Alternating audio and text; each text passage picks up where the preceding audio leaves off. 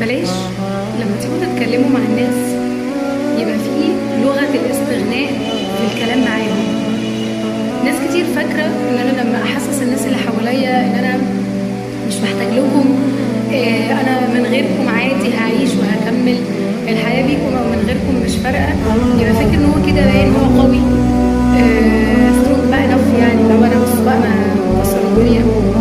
وللاسف ان النبرة دي في الكلام لما بحسس الناس ان انا مش محتاج لكم وان انا من غيركم هبقى زي الفل، وجودكم من عدمه مش هيفرق حتى لو انت كده فعلا، اللغة دي بتحسس الناس ان انت اولا مالكش امان، ان انت مش بتحب الناس اللي معاك او مش فارقين معاك.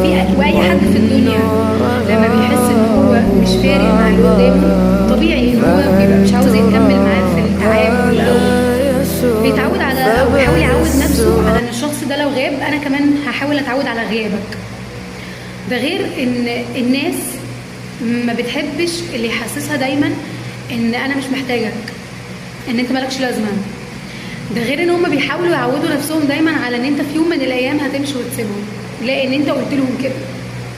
طيب هل معنى كده ان انا لازم احسس الناس ان انا من غيركم هتدمر، الدنيا هتبوظ؟ لا، خير الامور الوسط. دايما سمع الناس اللي معاك كلمه ليها علاقه بان انا بحترمكم، ان انا عاوز حياتي تبقى انتم موجودين فيها، واني اكيد هتاثر بغيابكم حتى لو انت مش كده. وده مش نفاق، ده انت بتجبر بخاطر الناس اللي حواليك.